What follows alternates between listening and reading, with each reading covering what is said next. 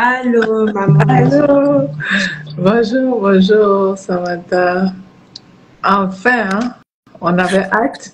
Oui, ça faisait un moment que bon, nous, on se préparait. Eux, ils l'ont su en début de semaine. Donc, moi, je suis contente de t'avoir avec nous. Oui, Donc, moi aussi. par quoi on commence? Est-ce que je te présente ou je te laisse faire? Je fais une partie, tu fais le reste?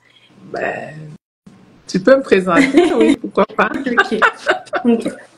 Alors, allô la famille. Ok. Bon, là, je vous salue officiellement. Alors, je vous salue officieusement. Allô la famille. Donc, aujourd'hui, on a le privilège d'avoir avec nous Madeleine Libouga, que moi j'appelle tendrement Maman Madi, qui est actuellement assistant pasteur à ICC de Victoriaville, où elle sert. C'est une femme qui a décidé de servir le Dieu à temps plein, quel que soit le coût. C'est ça le cœur qu'elle a pour le Seigneur.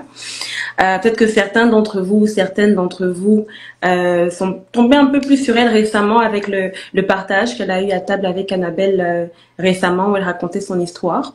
Mais d'autres peut-être la connaissent depuis plus longtemps que ça, depuis la sortie par exemple de son livre Mon père, mon mari, dans lequel vraiment elle se livre sur une partie de sa vie et sur la difficulté que ça a été de grandir sans père et justement de tomber dans de la dépendance affective ou d'autres choses. Donc, ce qu'on va partager ici avec vous, là, c'est pas de la théorie, c'est pas qu'on a lu dans un livre, c'est pas qu'on a pensé. Oui, le Seigneur peut nous donner des enseignements sur des choses qu'on n'a absolument pas vécues, mais on croit qu'il y a encore une onction particulière, une façon encore plus spéciale de toucher quelqu'un lorsqu'on sait par quoi ils sont passés, lorsqu'on peut connecter avec leur douleur, le cœur et encore plus penché vers eux.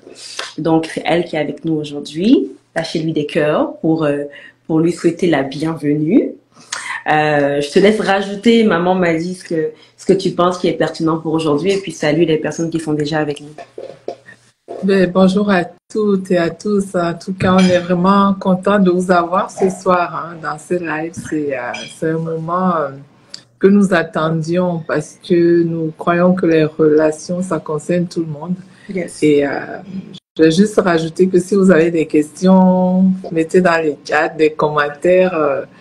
C'est plus intéressant quand vous participez parce qu'en fait, c'est pour vous qu'on le fait. Hein. Nous, on a déjà les informations, mais on veut les partager avec vous. Donc, c'est important que vous puissiez vous laisser être libre de poser des questions, de faire des commentaires.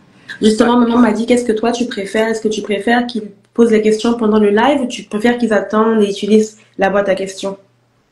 Je préfère la boîte à questions parce qu'on a quand même beaucoup de matière ce soir. Ça nous permettra de couvrir l'essentiel en fait.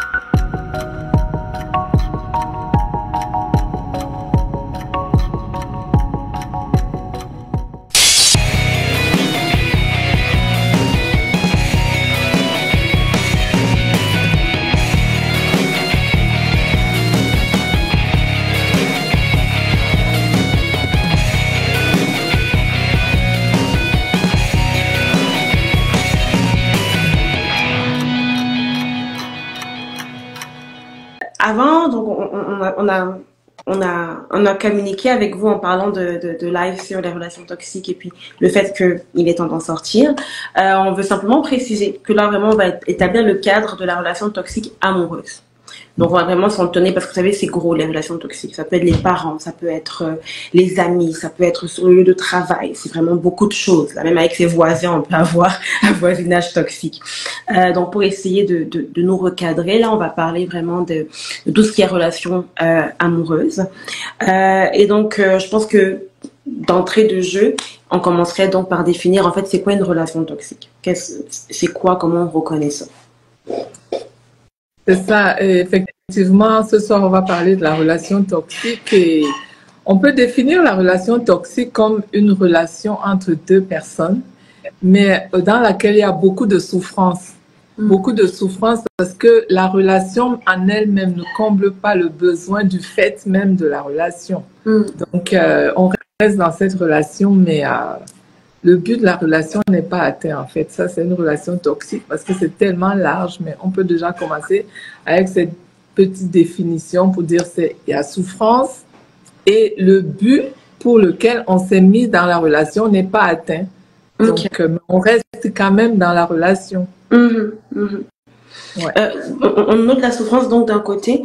De l'autre côté, on parle de but de se mettre en relation qui n'est pas atteint. Est-ce qu'on peut définir le but de se mettre en relation? On va éliminer ceux qui se mettent en relation pour qu'on prenne soin d'eux et puis pour qu'on paye leurs factures et puis on va éliminer les sugar daddy, les sugar maman et tout le reste là. Et on va focuser sur vraiment à l'intérieur là, qu'est-ce qui fait que un homme et une femme souhaitent se mettre ensemble? C'est ça. En fait, la relation, c'est vraiment une plateforme où deux personnes, on s'entend qu'on se limite ici à la relation amoureuse, c'est une plateforme où deux personnes se mettent ensemble dans le but de partager, dans le but de s'entraider, de se compléter, d'investir mutuellement dans cette relation afin que chacun puisse se sentir épanoui dans la relation. Donc, partage, investissement, épanouissement, respect et tout ce qui va avec pour que cette relation puisse être profitable pour les deux parce que Dieu dit deux valent mieux qu'un. Alors, quand on est deux, on doit être plus qu'un, mais si on est deux et qu'on est moins que quand on était seul, là, c'est là où on dit souvent qu'il vaut mieux être seul que mal accompagné. Deux valent mieux qu'un. Il faut que la relation apporte un plus. Sinon, si elle n'est pas au minimum, en fait, si la relation n'apporte rien du tout, ça peut encore être, on peut encore comprendre, mais si elle doit t'enlever même ce que tu avais, alors là, on n'est plus ni dans la volonté de Dieu, ni dans la satisfaction. En effet, en effet. Et justement, donc, quand on parle de souffrance et on parle de ce que la relation t'apporte et ce que toi aussi, évidemment, tu dois apporter à la relation. Là encore, peut-être que c'est important de faire une distinction claire par ce qu'on entend par là. Je vais prendre un exemple. Il y a des hommes et des femmes qui sont en relation, qui sont déjà mariés d'ailleurs, et qui peuvent passer par une saison où on a des attentes qui ne sont pas comblées. On peut par exemple être marié à quelqu'un qui est à fond dans le ministère, qui a 2, 3, 4 autres activités et qui juge vraiment que c'est important pour lui de se déverser dans toutes ces activités et qui met un peu souvent de côté son épouse. Moi, je me souviens, j'avais mon pasteur aux Assemblées de Dieu au pays, il y a très longtemps là, et un soir, sa femme lui dit que la cuisinière est gâtée. Et il lui dit, il n'a pas le temps, Dieu l'attend, mercredi, vraiment, elle sait très bien qu'il y a la réunion à l'église, pourquoi elle le fatigue, et puis il a pris sa voiture, il a démarré. Et sur le chemin, le Saint-Esprit lui dit, mais où est-ce que tu vas? Et puis il répond, mais je m'en vais à l'église, j'ai mes brebis qui attendent, c'est quoi cette question, Seigneur, est-ce que c'est un piège? Et puis Dieu lui dit, mais tu vas t'occuper de quelle brebis? Ta femme est à la maison, elle est en détresse. Il a retourné sa voiture, et il est allé. Donc là, on dit, merci Seigneur. Cet homme-là a pu entendre la voix de Dieu et puis comprendre que sa femme passait en priorité. Mais il y a des hommes pour qui ça prend un peu plus longtemps. Ça va prendre 1 an, 2 ans avant de comprendre qu'écoute, c'était là que je devais être. Et pendant ces 1 an, 2 ans, effectivement, la femme a des besoins qui sont pas forcément comblés. Peut-être qu'il y a de la souffrance du fait que voilà, je me sens un peu mise à l'écart. Donc, est-ce que ça sera défini comme relation toxique? C'est la distinction qu'on veut essayer d'apporter. On comprend bien qu'il n'y a pas de perfection. On est tous en train de tendre vers la perfection, mais une relation ne peut pas être parfaite à 100%. Ce qui fait qu'il y aura des défaillances quand même de part et d'autre. Donc, cette personne, par exemple, de par sa réaction, on se rend compte que c'était pas une personne qui était méchante, qui voulait profiter, qui voulait négliger, qui voulait manipuler, mais elle avait juste une ignorance sur un certain aspect. Là, on ne peut pas parler de relations toxiques, sinon toutes les relations seront toxiques, en fait. Du moment où deux personnes se mettent ensemble, on convient que on n'est pas parfait. il y aura toujours des choses à améliorer. C'est d'ailleurs pour ça qu'il faut investir. Quand on parle d'investir dans la relation, de travailler pour la relation, de mettre de l'engrais, de mettre de l'eau, tout ce qu'il faut pour que cette relation puisse bien grandir, c'est parce qu'au départ, elle ne peut pas être parfaite. Oui. Ok. Donc vraiment, quand on va parler de souffrance et qu'on va parler de besoins qui ne sont pas remplis, on va parler de semences de nuisance en fait. Au-delà du fait que ton besoin n'est pas rempli, on sent que vraiment il y a quelque chose dans la relation, comme tu disais tout à l'heure, qui vient t'écraser, t'appuyer ou alors t'enlever quelque chose. Ok. On suppose là les relations toxiques ne le deviennent pas comme ça du jour au lendemain. Et puis personne, je pense qu'aucune femme et aucun homme d'ailleurs n'irait se mettre dans une relation avec quelqu'un qui écrit sur son front, je sais pas moi, pervers, narcissique, ou alors, je sais pas, des fois je suis violent, j'ai des mauvaises paroles, donc c'est pas écrit sur les fronts. On ne sait pas forcément à qui on a affaire lorsque on commence à développer une amitié qui va mener à une relation amoureuse et peut-être à un mariage. Mais est-ce qu'il y a des petits signes avant-coureurs? Est-ce qu'il y a une façon de reconnaître des petites choses qui devraient faire que nous mettre un peu la puce à l'oreille et faire qu'au moins on se pose certaines questions? En fait, quand deux personnes se rencontrent et désirent se mettre en relation, il y a des préalables.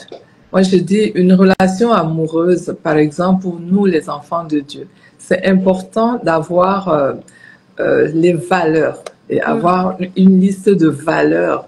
Et on ne déroge pas, on ne piétine pas les valeurs. Les critères aussi sont importants, mais les critères, c'est quelque chose qu'on peut quand même, ça dépend si la personne remplit peut-être 50% des critères et que toutes les valeurs sont là, on ne va pas laisser tomber la personne pour ça. Donc, on commence par les valeurs. Du moment où les valeurs ne sont pas et qu'on accepte de piétiner les valeurs, on est sûr que cette relation risque d'être problématique. Je prends un exemple.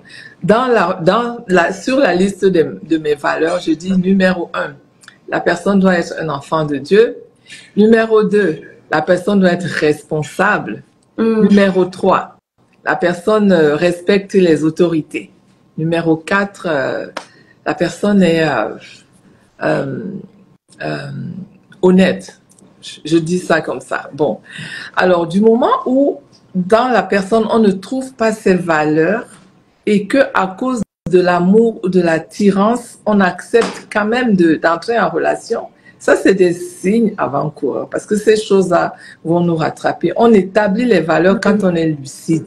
Mais quand on est déjà amoureux, c'est compliqué. C'est pour ça que Dieu dit ne réveillez pas l'amour avant qu'il ne soit. Parce qu'une femme ou un homme, une femme amoureuse ou un homme amoureux n'est plus lucide, il n'y a plus de logique. On veut tellement être avec la personne que bon, on se dit ça va aller et puis voilà. Donc il y a des signes, mais ce qui nous aiderait vraiment, c'est d'avoir ces valeurs-là bien définies avant de tomber en amour. Donc la personne qui va se mettre en relation a également une responsabilité.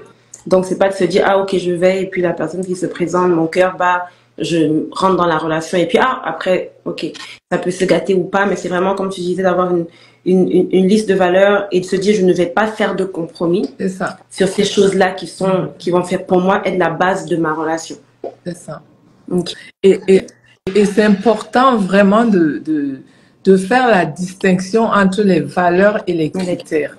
Parce qu'il y a des gens qui peuvent prendre leurs valeurs leurs critères pour des valeurs et passer à côté des personnes qui peut-être n'ont pas, apparemment, la personne ne remplissait pas les conditions, mais on n'a pas creusé. Par exemple, quelqu'un qui met sur la liste de ses valeurs une personne qui doit être de telle nationalité. Ou bien, je sais pas, c'est important parce que bon, la relation, c'est quand même, on la vit, donc on peut avoir des préférences. On respecte ces critères-là. Mais quand on les met comme des valeurs, ça mélange tout. Les valeurs, on entend qu'on ne déroge pas. Donc, avant d'établir les valeurs, il faut vraiment être sûr qu'on n'est pas en train de mettre n'importe quoi dans la liste des valeurs. Et l'inverse aussi. Je suppose qu'il faut également être sûr qu'on ne prend pas ce qui devrait être des valeurs pour en faire des critères. Et voilà. C'est correct, sinon je peux quand même avancer. Les yeux bruns, les yeux bleus, grands de taille, Ah, très grand, très, très grand. riche et célèbre.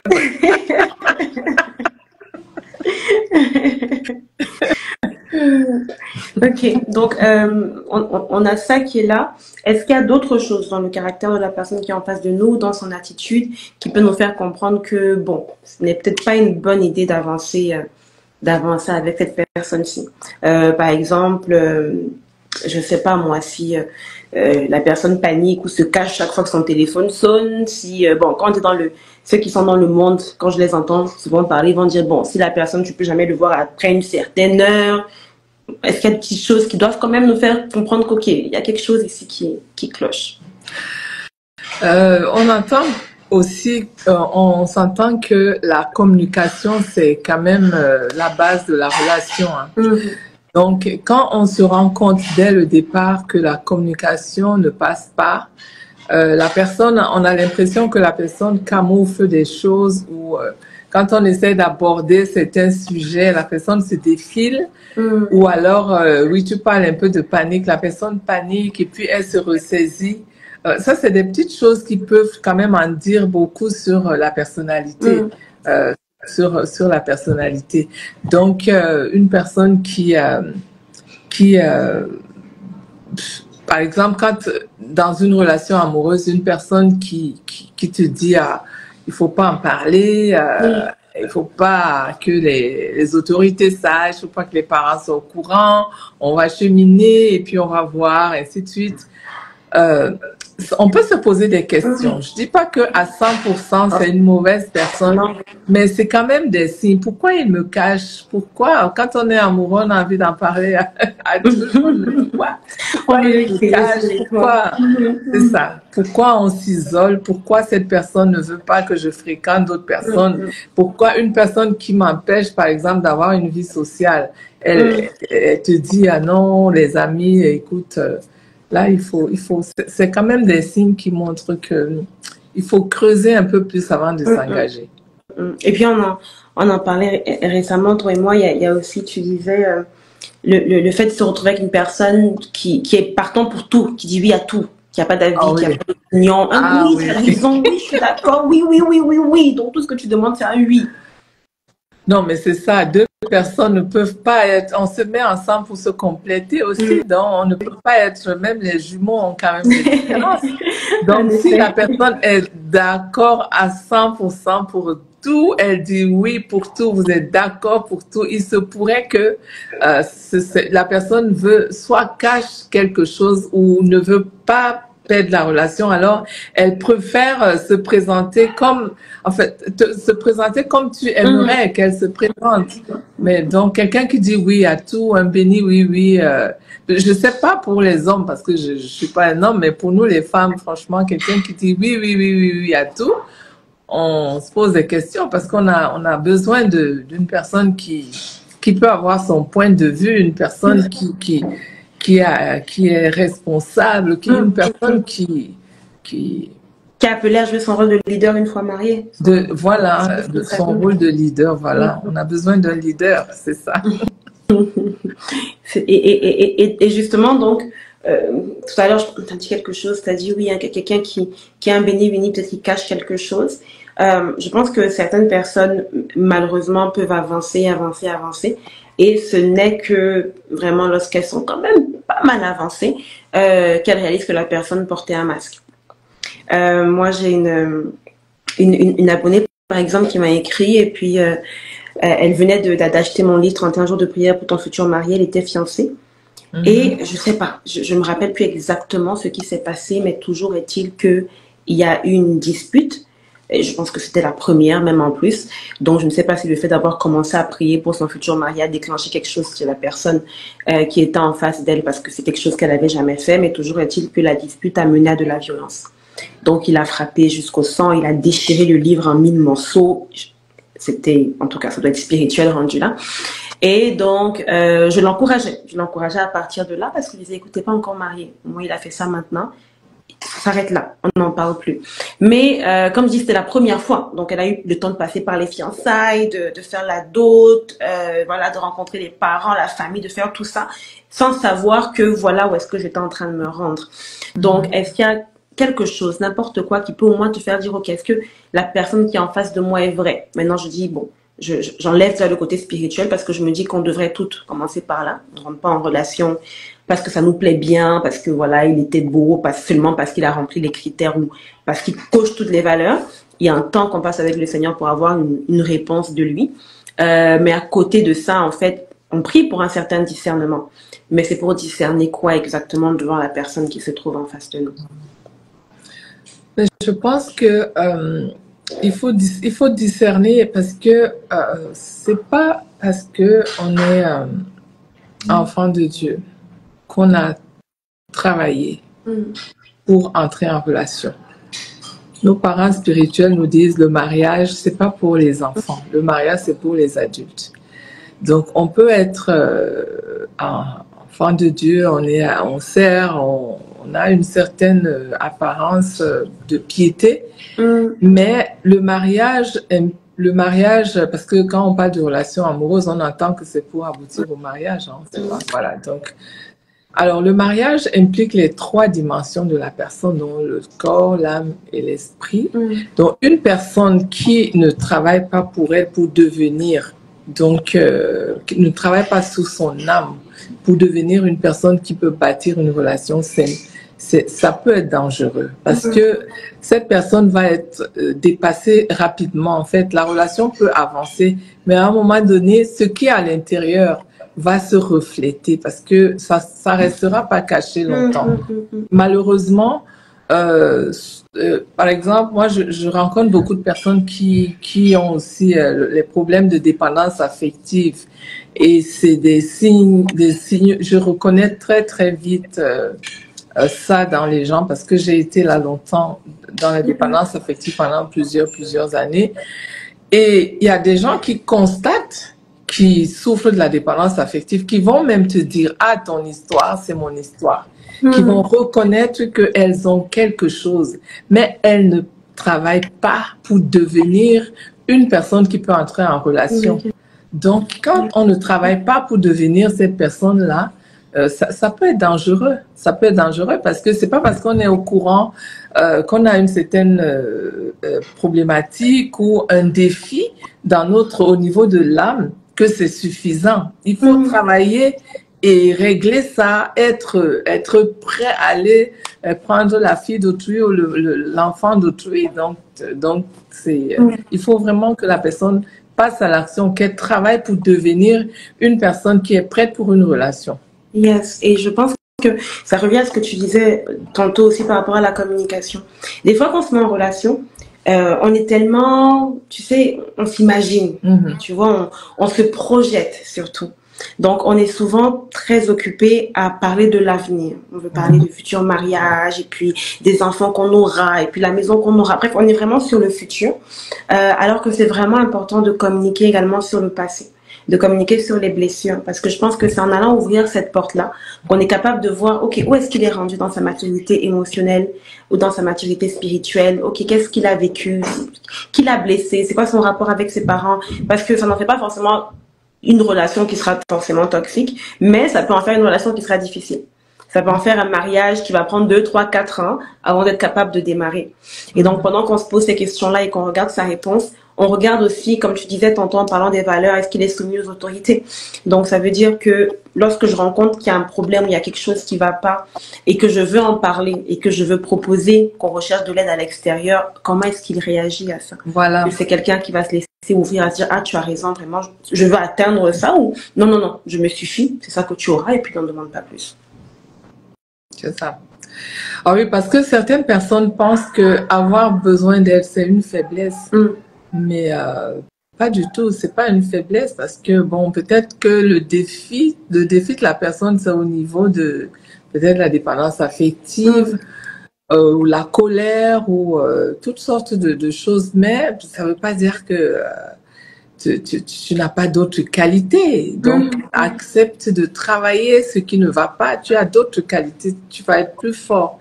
Et on a toujours dit, on le dira jamais assez, on n'est pas ce qu'on fait. On est vraiment ce que Dieu dit que nous sommes. Bon, ce que nous faisons, c'est le résultat de notre passé, de notre background, de l'environnement dans lequel on a évolué, de nos conditions actuelles. C'est tout un mélange qui font que, et même du manque de connaissances aussi, parce qu'il y a des choses qu'on peut faire tout simplement parce qu'on n'est pas au courant qu'on pourrait les faire autrement. C'est ça. Voilà. Et donc, je pense que ça ouvre la question donc de comment on se retrouve là. Tu as parlé tantôt du fait que tu suis des personnes qui ont vécu avec la dépendance affective ou qui luttent avec. Et pendant longtemps, tu as lutté avec. Il me semble que le fait de subir ou de souffrir de dépendance affective va forcément faire que tu auras plus de chances que d'autres. Tu seras plus à même que d'autres, disons, de te retrouver dans une relation toxique parce que tu seras plus à même de compromettre tes valeurs parce que tu as besoin de cette affection-là et de cet amour que l'autre te donne. Donc, c'était ça la question, en fait, de savoir comment est-ce qu'on se retrouve dans une relation toxique en général. Quel type de personne va se retrouver dans une relation toxique? C'est ça, parce que en fait, si on va un peu en profondeur par rapport à la dépendance affective, les personnes qui souffrent de la dépendance affective sont mal parties dans les relations. Parce qu'elles vont demander plus que ce qu'il nous faut. Elles vont s'attendre à ce que c'est l'autre qui les rende heureuses. Et alors que l'autre n'a pas la capacité de te rendre heureuse, mais c'est vraiment toi-même qui viens, tu es déjà heureux avant d'entrer dans une relation de partage. Maintenant, la dépendance affective, elle, le plus souvent, elle part de la carence qu'on a eue, la carence émotionnelle.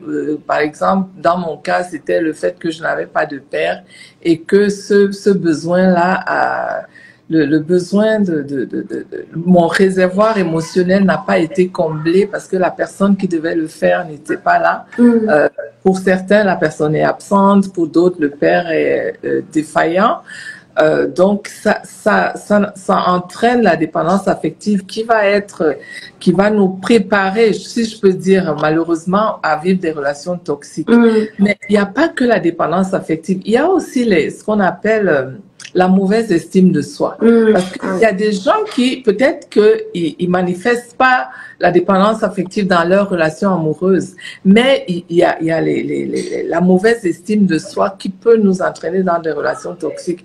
Une personne qui a soit une trop haute opinion d'elle-même, qui va vouloir écraser les autres, ou qui va marcher dans l'orgueil, ou une alors qui a tellement une piètre estime d'elle-même, qui va aussi vouloir combler ça par d'autres choses. Ça va être des gens qui vont travailler énormément, qui vont être dans la performance, voilà, qui vont tout faire pour être acceptés, qui vont être le genre de personnes qui exposent les défauts des autres. Par exemple, dans le milieu professionnel, on en trouve des gens qui ont le plaisir à exposer les faiblesses des autres. C'est incroyable. Donc, toutes ces personnes-là sont dans la relation, sont oui, je peux dire prédisposées, mais elles ont plus de chances d'être dans des relations toxiques parce que l'âme est bousillée. L'âme est bousillée là, et donc elles n'ont pas travaillé et rencontré ce genre de personnes et entrer en relation avec ce genre de personnes. Il y a aussi beaucoup d'orgueil. Donc, la personne, elle sait qu'elle a un problème, mais l'orgueil empêche à la personne de reconnaître son besoin.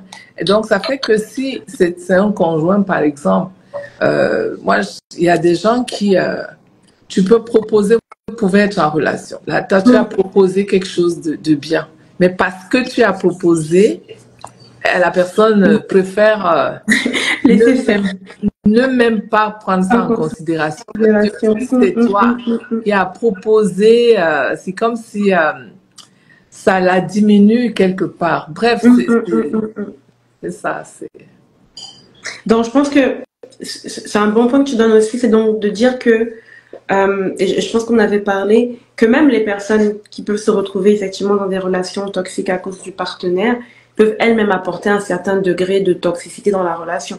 Parce que elles-mêmes, comme tu disais tantôt, on rentre en relation pour combler certaines attentes.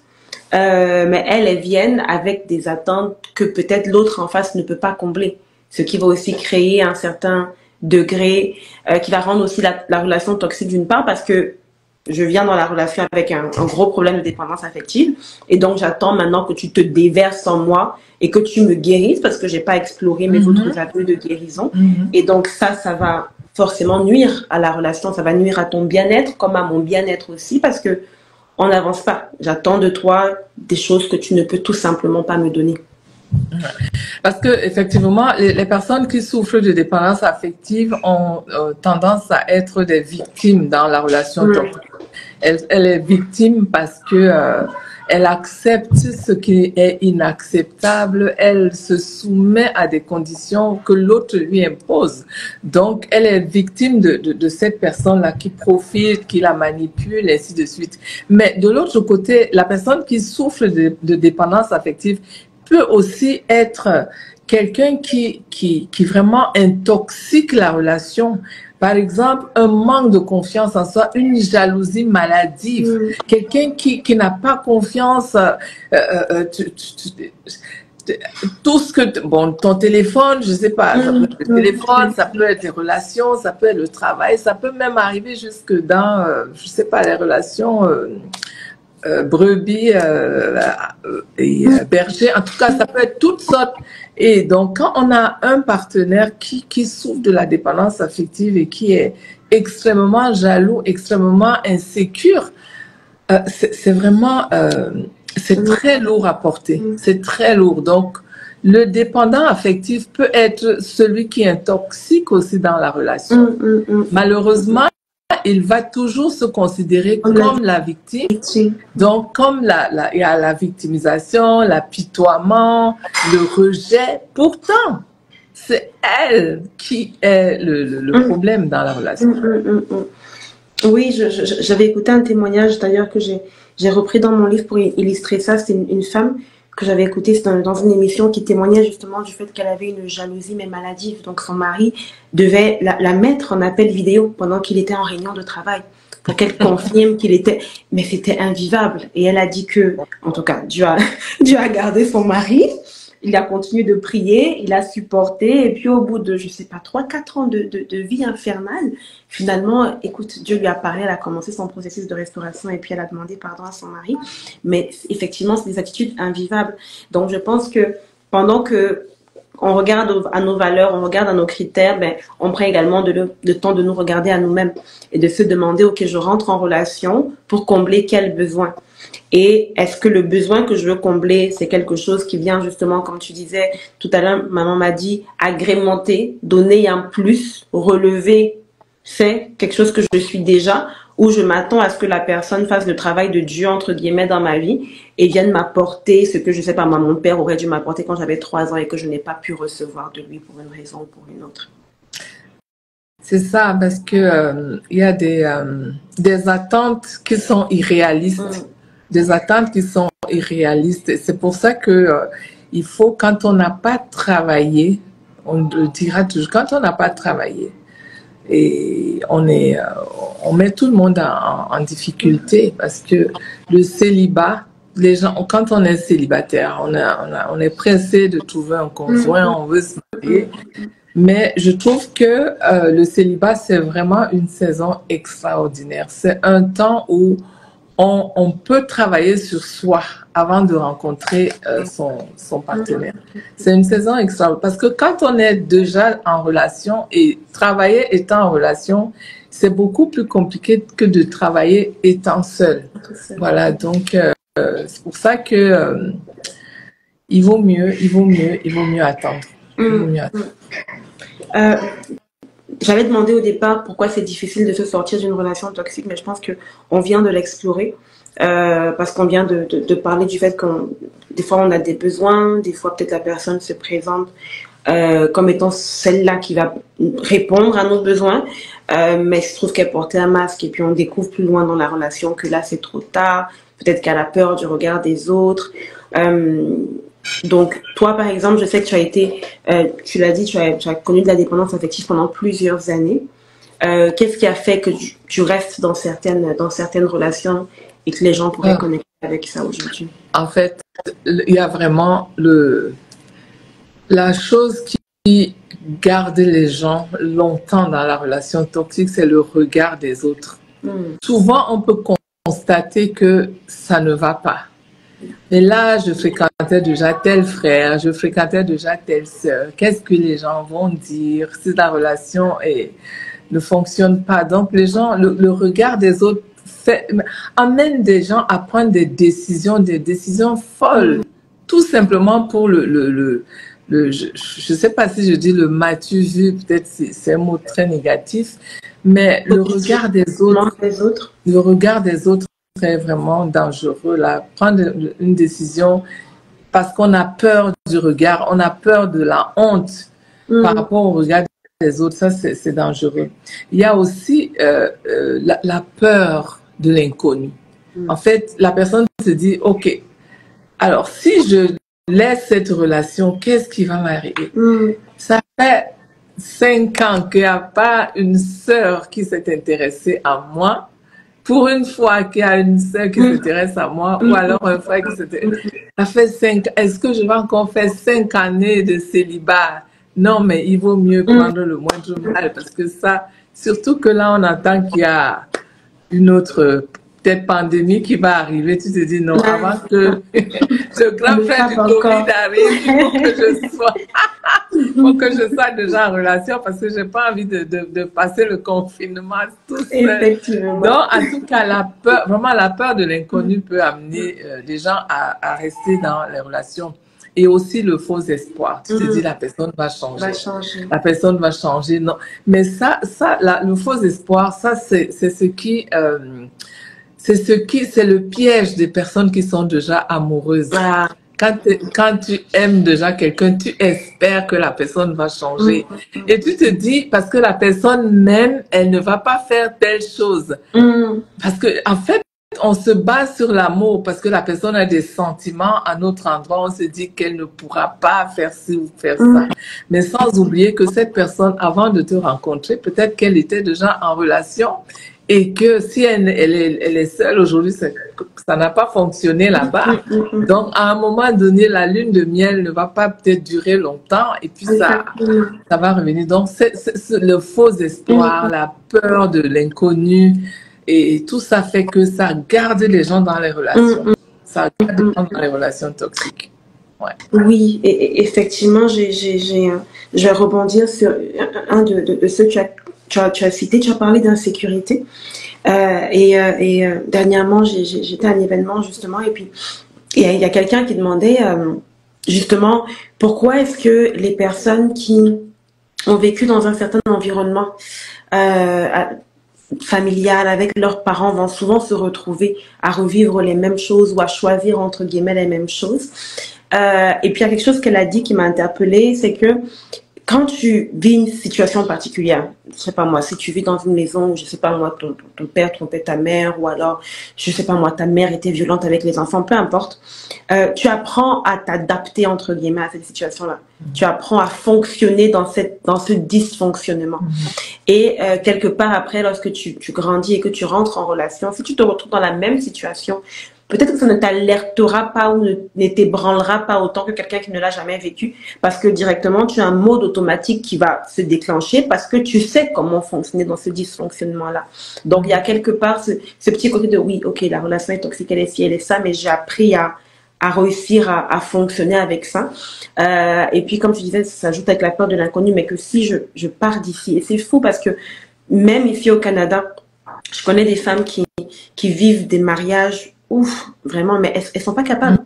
Elles sont pas au pays. Parce qu'au pays, encore, quand tu vas en Afrique, c'est difficile. Tu demandes, mais comment je vais payer mes factures? Qui va s'occuper des... Non, elle est ici. Elle a le droit, littéralement, de dire à son mari, sors et je garde la maison. Mais elle est figée. Elle est paralysée. Il y a rien.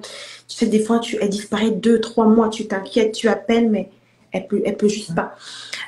Donc je pense qu'effectivement cette peur de l'inconnu reste et des fois même paraît irrationnelle parce que tu dis oui, mais moi si j'étais à sa place, j'ai tel moyen, je travaille, mais elle n'est pas capable de se rendre là par elle-même.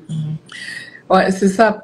Parlant donc, comme tu es en train de parler de la personne qui vit dans un certain environnement où les choses se passent d'une certaine façon, on dit les personnes blessées blessent, les personnes battues vont frapper aussi.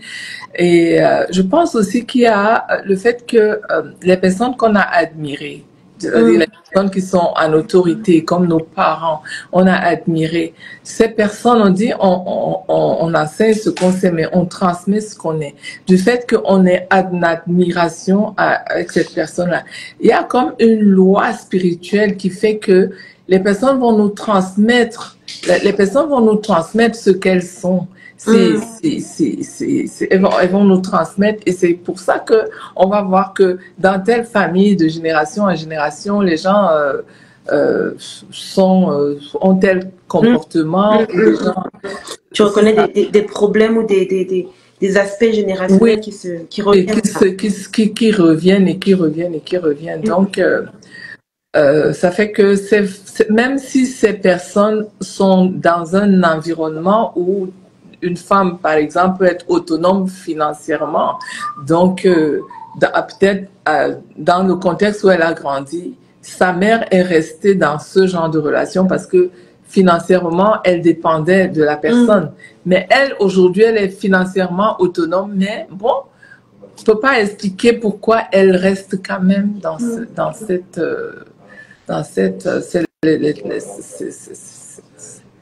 ça se transmet, en fait, ça se transmet. Alors, on en vient au cœur de la question. Je suis dans une relation toxique. Comment j'en sors? Je pense qu'on pourrait peut-être aller avec deux. Disons, je suis dans une relation toxique et puis, voilà, c'est beaucoup de poids émotionnel, psychologique et tout ça. Il n'y a pas de violence physique. Mais voilà, je suis diminuée, je suis écrasée. Voilà, je suis moins que ce que j'étais avant, comme on disait tantôt. C'est quoi ma première étape? Comment je sors de là lorsque je souffre de toutes ces choses-là, le regard des autres, la peur de l'inconnu, tout ce qu'on vient de citer. Ouais. Sortir de la dépendance, j'ai vu même quelqu'un qui a posé une question tout à l'heure en disant est-ce qu'on peut guérir de la dépendance affective et tout ça, relation toxique. En fait, quand on constate qu'on est dans cet état-là, il vaut mieux chercher l'accompagnement. L'accompagnement parce que déjà la personne, on peut avoir une certaine redevabilité vis-à-vis de la personne qui nous accompagne et un soutien aussi de cette personne-là et le regard objectif de cette personne. Parce qu'une personne qui vit là-dedans, elle n'est pas objective. Donc, c'est quand on reconnaît qu'on a ce besoin, on reconnaît que ce qu'on vit est anormal, c'est de chercher de l'aide. Ça, c'est la première chose, c'est chercher de l'aide. Et franchement, connaître son identité en tant qu'enfant de Dieu, ça, c'est la base. Parce que quand on connaît son identité et qu'on devient conscient de cette identité-là, ça fait qu'on est révolté de réaliser que comment je peux être une royauté et puis je suis en train de vivre une vie d'esclave. C'est pas possible. Donc c'est cette indignation-là qui ne vient que quand on réalise qui on est. Mais quand on ne sait pas qui on est, il se pourrait qu'on constate que ça ne va pas, mais qu'on continue de baigner là-dedans. Et maintenant, quand on reconnaît donc on a ce problème-là et qu'on va chercher de l'aide, ce qu'il faut faire, c'est être aussi sincère. En fait, être sincère et l'introspection, l'autocritique, s'examiner, c'est très, très, très important. Parce que je le disais dernièrement, si on pointe toujours les autres pour les blâmer à cause de tout ce qu'on peut recevoir comme mauvais traitement, on ne peut pas avancer. Il faut regarder quelle est notre part de responsabilité. Parce que c'est difficile de changer l'autre personne, mais on peut changer. Et si nous changeons, les choses vont changer autour de nous. Même la personne avec qui on vit, qui nous soumet dans une relation toxique, va se rendre compte que on n'est plus la même personne en fait. Parce que les personnes qui jouent le rôle de bourreau dans une relation toxique, c'est souvent des personnes qui elles-mêmes ont des faiblesses quelque part, mais qu'elles camouflent et puis elles se complaisent donc à peut-être à dominer ou à écraser les autres.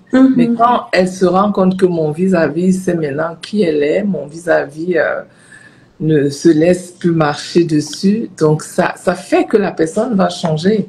La personne, donc c'est important déjà, on a dit, reconnaître son besoin, chercher de l'aide, et puis ne pas sortir de sa mentalité de victime. Ça, sortir de cette mentalité de victime, sortir de cette mentalité de victime et ne pas avoir peur de souffrir quelque part, en fait, de crucifier la chair, parce que ça prend aussi de crucifier la chair, hein.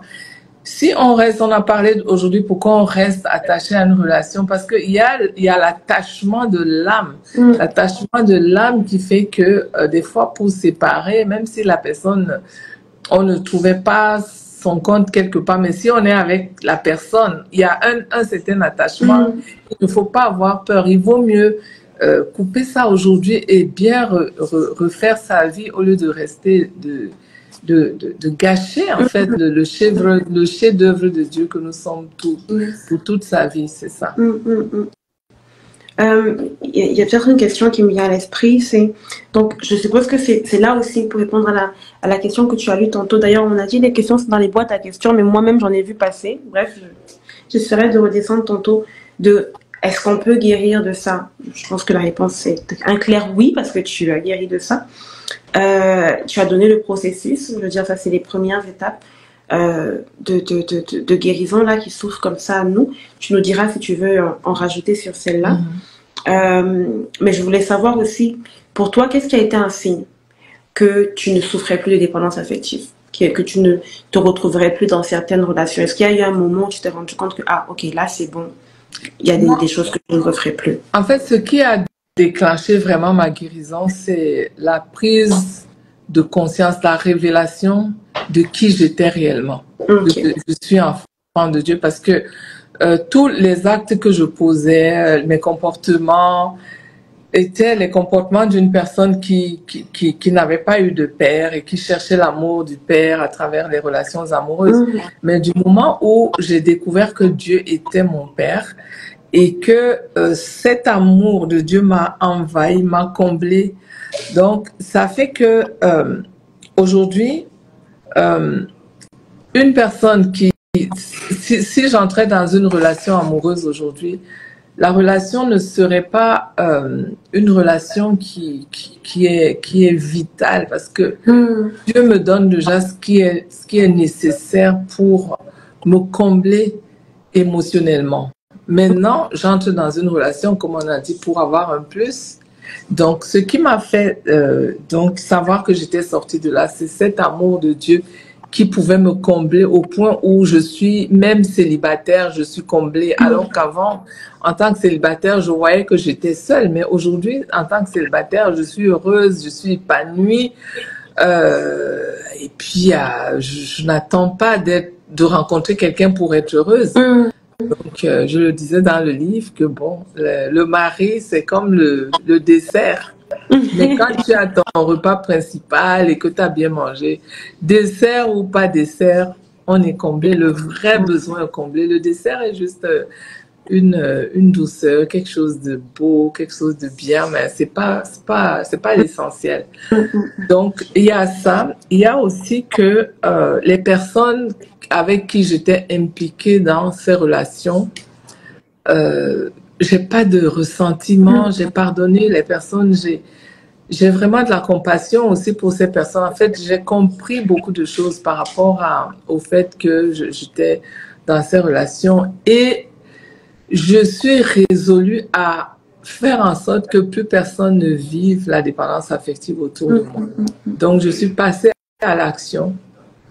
Le fait de passer à l'action aussi c'est vraiment un signe qui montre que là, aujourd'hui, tu veux ramasser, soutenir, accompagner les personnes qui ont eu les mêmes difficultés que toi, tu avais avant. Donc, tous ces signes démontrent que il y a plus de dépendance affective. Et même que, en tant que femme, ça fait, je peux le dire ici, ça fait 17 ans que je suis célibataire.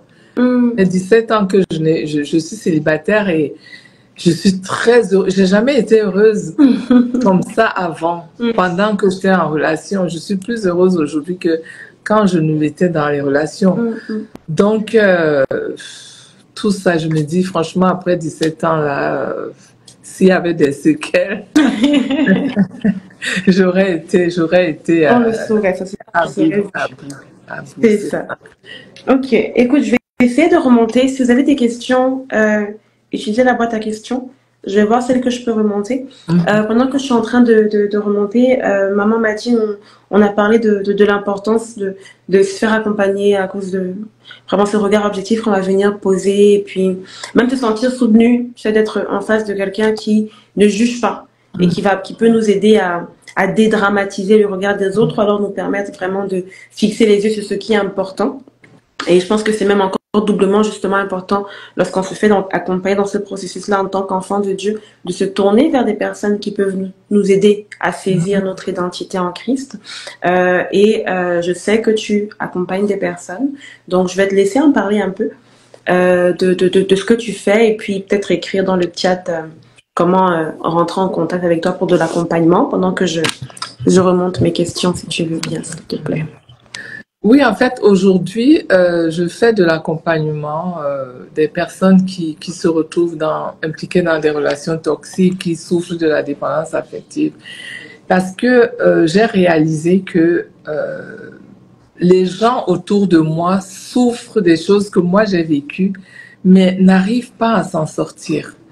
Et ça m'a amené vraiment à l'humilité, à me dire que si j'ai pu m'en sortir, c'est pas parce que j'étais très forte, c'est pas parce que j'ai tellement fait des efforts, mais j'ai compris que c'était un don tout simplement que Dieu m'a fait don de sortir de là sans laisser des séquelles.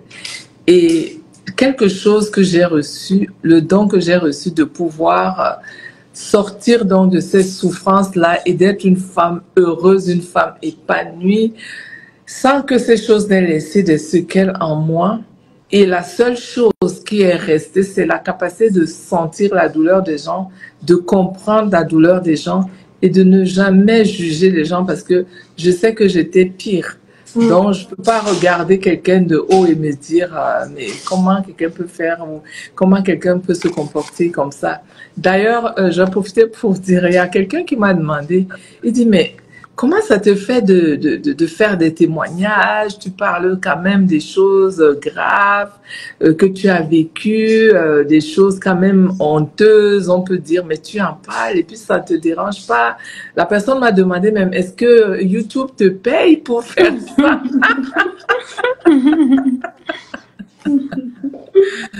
Mais la réponse à ceux qui se posent la question, c'est parce que en fait, je ne suis pas ce que je fais ou ce que j'ai fait. Je suis une créature si merveilleuse. Je suis vraiment une royauté. J'ai du prix aux yeux de Dieu. Donc toutes ces choses que j'ai faites ne m'identifient pas. Ne m'identifie pas. Et puis même, du moment où on donne sa vie au Seigneur, on devient enfant de Dieu, les choses anciennes sont passées, toutes choses deviennent nouvelles. Donc, moi, je me posais la même question. Quelqu'un me posait la question. Justement, non. En fait, je ne suis pas ce que je fais. Et toi-même, tu n'es pas ce que tu fais. Non, nous ne sommes pas ce que nous sommes, ce que Dieu dit que nous sommes. Donc, c'est cette compassion-là qui fait que aujourd'hui, je veux vraiment aider les gens à sortir de là. Moi, le plus grand bonheur, c'est quand je vois quelqu'un qui sort de là et qui est épanoui maintenant. Je me dis, le diable ne m'a pas eu. Il a peut-être travaillé dans ma vie, mais Dieu a changé ça pour que d'autres puissent être libérés. Voilà. effet, C'est ça. en effet. Et dans ce que tu dis, c'est vrai aussi que même des fois quand le diable éteint notre voix, c'est qu'il est encore en train de venir avec une culpabilité, une condamnation qui n'existe plus.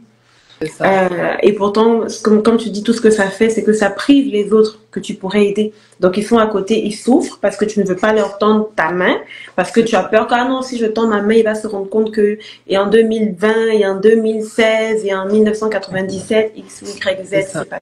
C'est ça. Il y Non. a quelqu'un qui a demandé comment on peut avoir ton livre. Est-ce que tu peux nous parler 1 ou 2 minutes de ce que tu partages dans ton livre et comment est-ce qu'on peut se le procurer? Ah, oui, mon livre, on peut le trouver sur Amazon, hein. On peut le Je trouver sur vais Amazon. mettre le titre ici dans les Ouais, commentaires. mon père, mon mari, on peut le trouver sur Amazon. Il y a aussi, vous pouvez aller sur autrement m'a dit à gmail.com. Donc ça, c'est aussi un lien où vous pouvez me joindre pour ceux qui veulent se le procurer, peut-être qui veulent savoir dans quelle librairie on peut le trouver. Ouais. Il y a certaines librairies. Donc, vous pouvez me contacter directement sur autrement m'a dit en un mot, m'a dit 2DY à gmail.com. Donc, Ok, soit c'est par bon. là, soit Là, je vais. Ok, c'est bon. Regardez là. Puis le commentaire. Oh, on a eu une question sur qu'est-ce qui est pour de nombreuses personnes souvent peut être le déclic de cette relation. Faut que j'en sorte. Qu'est-ce que ça va souvent prendre pour qu'une personne s'élève et se dise je dois sortir de cette relation toxique dans le fond. moi, j'ai failli mourir. Je me suis, Un fort déclic pour toi. Là, ah c'est vraiment oui, le oui, déclic ça, j'ai officiel. failli mourir dans un accident de voiture où j'avais été projetée à cause d'une bagarre, de toutes ces affaires. Et là, je me suis dit non, je sors de cette relation. Je ne, je ne peux pas mourir. Je veux pas mourir à cause d'un homme. Mais même quand je suis sortie de la relation, je peux te dire, je me suis encore retrouvée dans d'autres relations qui étaient toujours toxiques. Donc, pour te dire, c'est pas parce que j'étais sortie il fallait que je guérisse. Donc, on peut avoir le déclic, ce qui a été mon cas. J'ai eu le déclic, je suis sortie d'une relation où je vivais la violence conjugale, mais je me suis retrouvée dans d'autres relations toxiques. Il n'y avait pas de violence, mais il y avait autre chose. Et justement, c'est ça qui faisait que j'étais voilée. Je ne comprenais pas que moi j'avais un problème, puisque à chaque relation, le problème que je rencontrais était différent. Donc, je pensais que je tombais toujours sur des mauvaises personnes. C'est ça. Alors que j'avais quelque chose en moi qui faisait que j'attirais ou je me retrouvais impliquée dans de mauvaises relations. C'est ça. C'est ça. Donc, le déclic est différent pour tout le monde, mais c'est Le pas tant le déclic est déclic qui va créer le changement, c'est vraiment le fait de prendre le chemin de la guérison qui va, lui, vraiment créer le changement. C'est ça. Il faut décider de sortir. Il faut décider de sortir. Ok. L'autre question que j'ai eue, c'est comment est-ce qu'on arrive à distinguer, et ça peut être peut-être un peu plus difficile, la différence entre, ok, ça c'est un défaut et ça c'est un trait toxique. Un défaut et un trait toxique. Mais comme on l'a dit au début, on n'est pas parfait. Il y a des choses les relations ne seront pas parfaites. Il y a toujours des choses à travailler. Il y aura des chicanes dans des relations. Il y aura des conflits dans des relations. Mais ces conflits-là, on vient de part et d'autre. Chacun a son éducation. Chacun a sa façon de voir les choses. Il y a toujours un moment d'ajustement. Même les personnes qui sont ensemble depuis 30, 40, 50 ans te diront toujours aujourd'hui, on est vraiment comme des frères, on est comme des amis. Mais au début, c'est parce qu'on a traversé ensemble certaines tempêtes. Mais un défaut et toxique, il faut vraiment faire la différence parce que dans une relation toxique, on parle de manipulation, on parle de méchanceté, on parle de profiteur ou profiteuse, on parle vraiment d'une personne qui est mal intentionnée. Je Ou pense encore, qu'effectivement, quand tu as commencé à parler, excuse-moi, le mot qui me trotte dans la tête depuis, c'est oui, bienveillance. bienveillance. Donc, quelqu'un peut avoir un défaut, mais à la fin de la journée, il veut te faire du bien parce qu'il t'aime. Donc, à la fin de la journée, on peut demander pardon et puis on peut avancer ensemble. Mais si la personne se présente devant toi, comme tu dis, et que on a vraiment l'impression que je ne m'occupe pas de toi, je ne suis pas intéressée par ce qui t'arrive, je suis là pour moi, il n'y a pas de bienveillance, c'est que là, Ah, on vient c'est ce ça. qui n'est pas juste un défaut. Ouais. Donc, c'est ça, quand il n'y a pas de bienveillance, quand la personne ne s'investit pas dans la relation, euh, là, c'est vraiment toxique. Donc, on peut pas se tromper. La relation toxique, les gens qui la vivent savent, hein, savent qu'ils sont dans une relation, mais elles n'ont pas assez de courage, assez de lucidité et assez peut-être la peur de, comme on a dit tout à l'heure, la peur de l'inconnu, la peur de perdre la personne parce que on se dit, sans cette personne, je ne peux pas vivre, je l'aime tellement. Donc c'est ça qui fait, mais elles savent que ce qu'elles vivent est anormal. C'est pour cela que d'ailleurs, on éprouve de la honte quand on vit dans ces conditions-là. Et c'est pour ça qu'on cache aussi, parce que souvent, quand on vit dans des relations toxiques, on va cacher les choses, on va déformer les propos, même peut-être quand on va parler de notre vis-à-vis de notre conjoint par rapport à quand on va parler de lui, soit à nos parents, soit à nos amis, on va pas dire vraiment ce qui se passe. On va toujours essayer de maquiller un peu. Mais si on maquille, c'est parce qu'on sait qu'il y a un problème. On est conscient qu'il y a un problème, mais on préfère vivre avec. Moi, dans mon cas, quand je vivais dans une relation où je subissais la violence conjugale, j'avais pesé le pour et le contre. Je quitte la relation ou je reste dans la relation. Je me dis non, j'aime tellement cette personne que je peux pas, je préfère souffrir et rester avec elle. J'étais consciente. Je m'étais coupée des relations, je m'étais coupée de ma famille parce que je ne voulais pas trop que les gens sachent ce qui se passait sous notre toit. Bon, les voisins pouvaient savoir parce que bon, mais ma famille, non, ils ne savaient pas exactement ce que je vivais. Ok. Merci, merci encore, maman Madi, pour ta transparence et ton authenticité qui fait du bien et qui, j'espère, encourage premièrement les gens à réaliser que on peut vivre des choses difficiles, on peut vivre des choses inimaginables qu'on n'a pas envie de confier même à nous, aux personnes qui sont plus proches que de nous, mais on peut en sortir également. Yes, il y a de l'espoir. Et ça, c'est le vrai espoir. On parlait de faux espoir, là. Ça, c'est le vrai espoir parce que c'est Oui. sur Jésus. C'est ça. Ouais. C'est sur lui qu'on compte. Merci également de nous avoir repointé, en fait, vers notre identité en Christ. Parce que comme on a un peu effleuré ça tantôt, tous ces dysfonctionnements que nous-mêmes on a, toutes ces carences en fait viennent du fait que malheureusement souvent les parents dans le plus jeune âge ou les gens autour de nous, les tuteurs n'ont pas été capables de remplir notre réservoir émotionnel, mais c'est pas pour ça qu'on est destiné à être à sec à vie là. Dieu est capable de le remplir, qu'on ait 15, 25, 35, 65, il sera toujours capable de déverser en nous pour nous remplir. Donc, merci d'avoir été avec nous. Je ne crois pas que j'ai vu d'autres questions. Il y avait une question, quelqu'un qui demandait est-ce qu'on accompagne que les chrétiennes? Oui. Ouais. Je viens de l'avouer.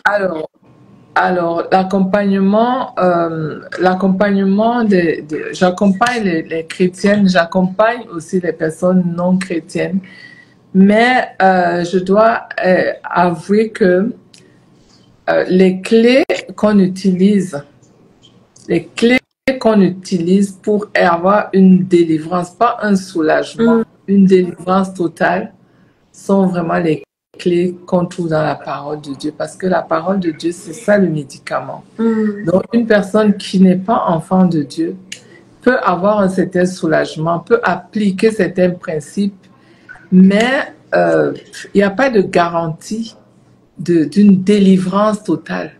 Il n'y a pas de garantie d'une délivrance totale. Oui, on va suivre. Et le but est toujours, moi quand j'accompagne des gens qui sont non chrétiens, je les amène toujours à l'identité. Je les amène toujours, par exemple, le sang de Jésus. Le sang de Jésus est profitable pour quelqu'un qui s'identifie à l'œuvre achevée de la croix.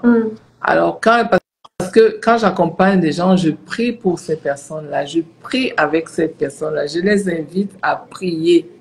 Et quand ces personnes ne s'identifient pas à l'œuvre achevée de la croix, il y a quand même une différence. Il y a une différence. Elles vont avoir des principes qu'elles vont appliquer, mais ce qui va aller déloger l'esprit là-bas, c'est vraiment, c'est ça.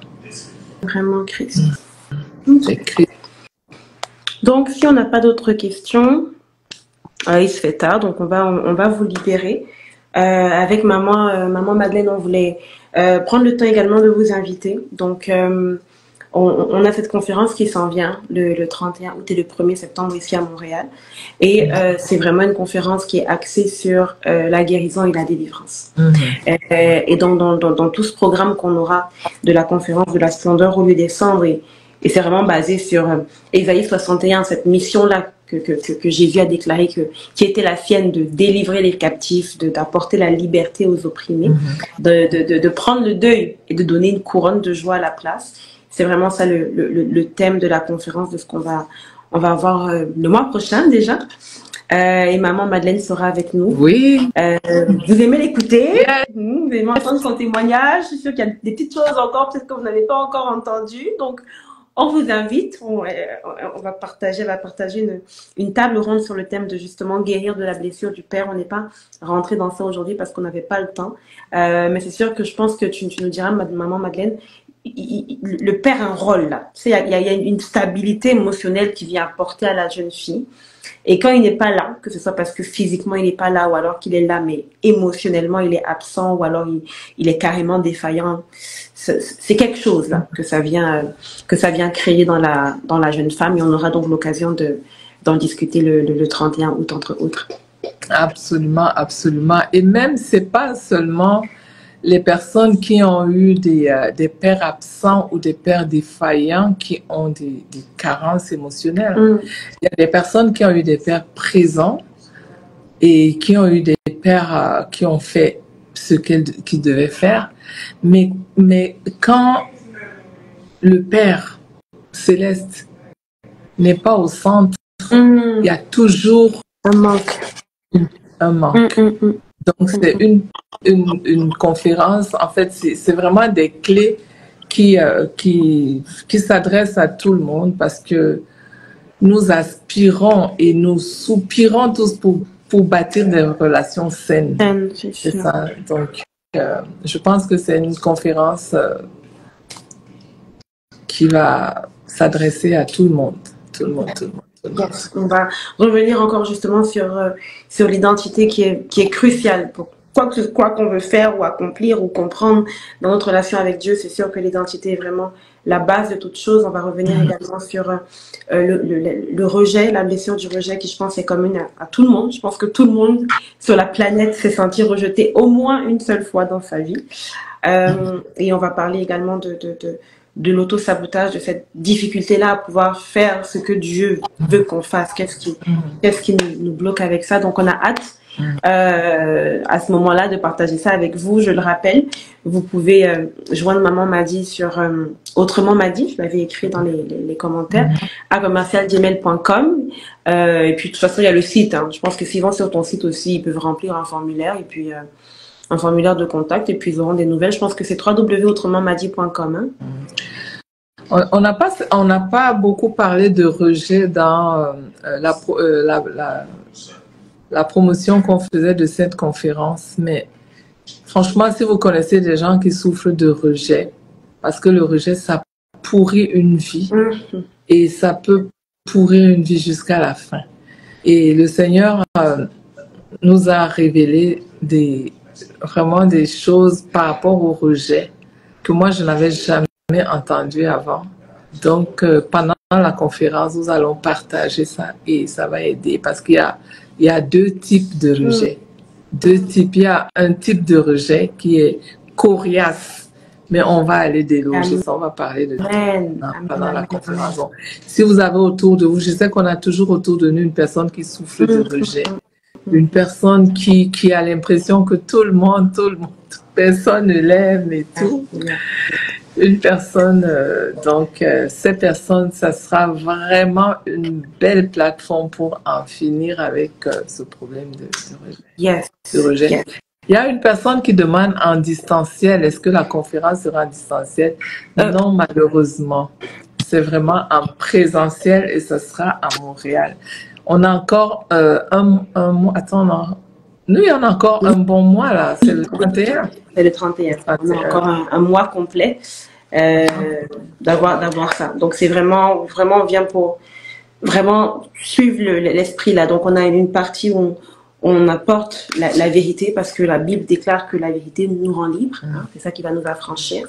Avec les conférencières dont maman Madeleine, justement, va apporter la vérité. Mais on a même carrément une salle de prière parce qu'on croit aussi qu'il y a un côté de la délivrance là qui va venir avec le fait de rentrer dans la prière et puis de saisir certaines choses spirituellement. Donc, on vous invite. Ça sera un bon moment. Elle est en Guadeloupe. Si jamais les choses changent, de toute façon, vous le verrez. Si jamais les choses changent et qu'on prend cette direction-là, il faut rester connecté.